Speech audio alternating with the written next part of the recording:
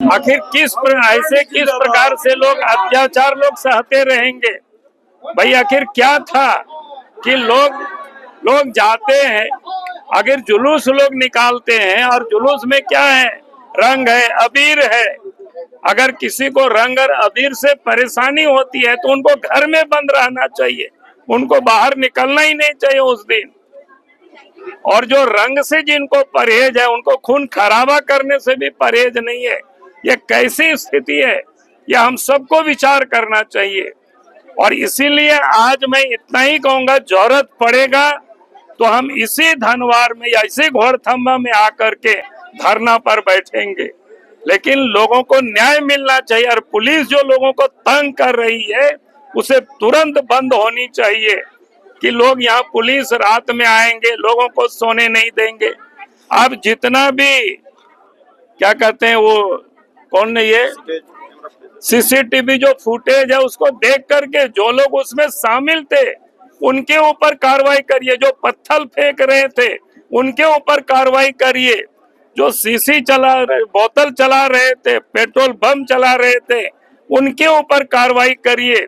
और जांच तो वहां घरों में होनी चाहिए, किन किन लोगों के घरों में कितने पत्थर इकट्ठा हुआ है इसकी जांच होनी चाहिए। तब तो ये माना जाएगा कि वास्तव में सरकार निष्पक्ष रूप से मामला को शांत करना चाहती है।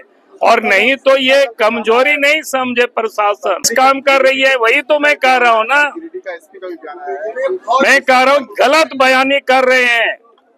बिल्कुल ये गलत बयानी है। गिरिडीह के पुलिस का हो या राज्य सरकार का हो या सत्ता पक्ष के नेताओं का बयान, जिसके हाथ में गुलाबीर है, जिसके हाथ में रंग है, उसको पकड़ करके अंदर कर रहा है। जिन लोगों ने पत्थर चलाया, जिन लोगों ने बोतल चलाया, जिन लोगों ने पेट्रोल बम फेंका, कार्रवाई तो उनके ऊपर होनी चाहिए।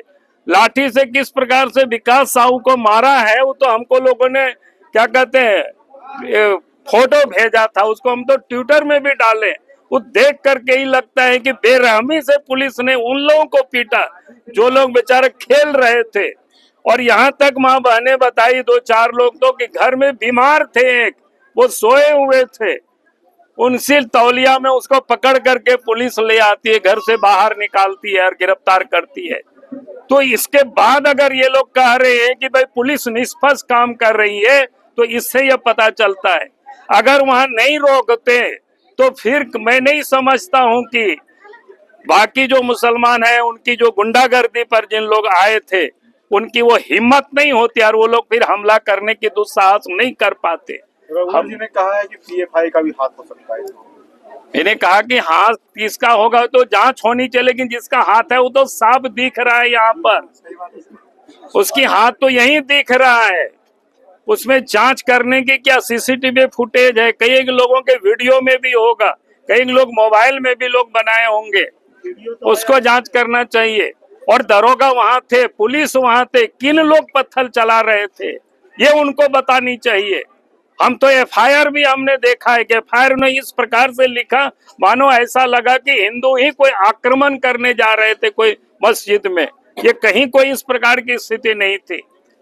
तो इसलिए मैं ये कह रहा हूं कि प्रशासन अब लोगों को धर पकड़ करना बंद करे और जितनी भी लोगों की सामान जली है गुमटी उस बाजार में लोगों का लगानी चाहिए। और अगर नहीं लगाती है सरकार तो हम आ करके बैठ करके लगवाएंगे, चाहे जितना भी धरना करना पड़े।